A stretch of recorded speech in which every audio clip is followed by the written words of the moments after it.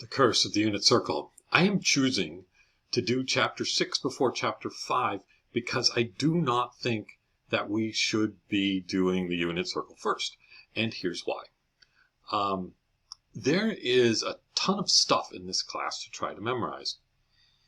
And yet, all of it, except for the definitions, can be figured out. So you need to remember, you need to memorize the definitions of the 6 trig functions: sine, cosine, tangent, secant, cosecant, cotangent, right? All of them. Then figure everything else out. So if you want to try to memorize everything, you can, but there's way, way too much stuff in this class. And I've taught this class for years, right? And I have had so many students, time after time, come in and say, oh, my high school teacher had us memorize this unit circle. And they have this piece of paper, they cling to it like, oh, this is like a security blanket, this is going to be my savior. And yet, they just told me something. They told me they had this class in high school. And yet, here they are again in college, taking the same class. Why is that? Well, maybe that unit circle got you through the tests, but it didn't get you to understand the stuff well enough to be able to then move on to anything else. We want understanding, not memorization, right? So please, try it my way.